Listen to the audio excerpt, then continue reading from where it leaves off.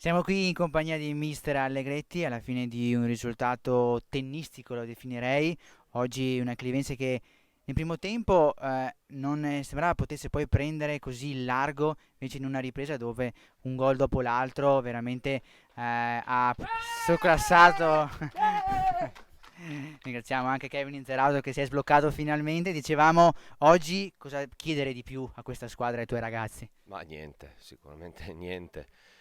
Hai detto bene, abbiamo fatto un primo tempo, secondo me 30-35 minuti non bene, perché abbiamo troppe volte cercato la palla lunga, che è vero che pagava perché comunque Florian la prendeva sempre di testa, ma bisogna alternare le giocate, non eravamo brillantissimi.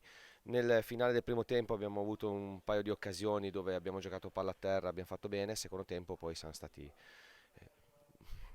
quasi sorprendenti per tutte le occasioni che abbiamo creato e soprattutto per i gol che abbiamo fatto, comunque belli e concreti, cosa che nelle ultime settimane tentennavamo un pochettino.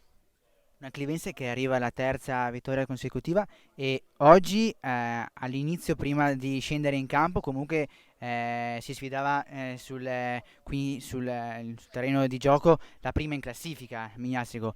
Oggi anche leggendo i commenti un po' goliardici sulla diretta YouTube, se questa è la prima, c'è da dire che sicuramente all'inizio del campionato, quindi ci sono tante altre squadre da affrontare, però se la Crevenza è questa ogni domenica, tutte devono temere questa squadra.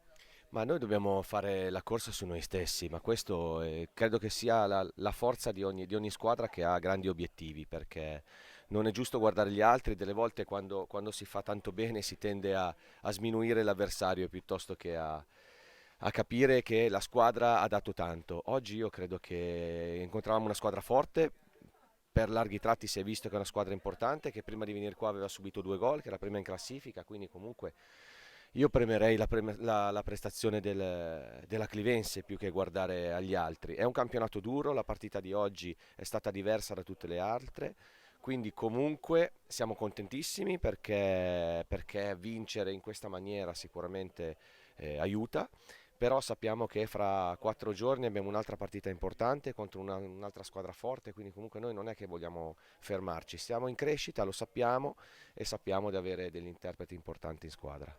E poi soprattutto la Clivense è squadra, la Clivense è gruppo e è stato bello anche vedere poi una ripresa quando hai messo dentro dei giovani che possono essere il futuro di questa squadra come Franchetto e Zanini, poi anche lo stesso Inzerauto che ha trovato il suo primo gol stagionale, quindi l'importanza anche di tenere tutti pronti perché c'è bisogno di tutti.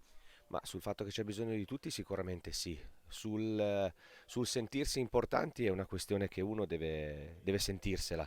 E poi è chiaro che quando viene premiato a giocare e fa bene come capita è tutto più facile, però io ho sempre detto che comunque ogni giocatore per me è importante. C'è chi poi ha la possibilità di giocare e dimostra e avrà continuità. Gli altri che hanno meno possibilità nel momento in cui entrano e fanno bene così, cresce tutto il gruppo, ma l'autostima uno deve averla principalmente per se stesso, perché poi aiuta anche gli altri. Noi siamo una squadra forte, dobbiamo saperlo. Nel momento in cui ci sentiamo forti, riusciamo poi a fare prestazioni del genere, non brillantissime per quanto riguarda il primo tempo, però poi alla fine portare a casa un 6-0 che è tanta roba.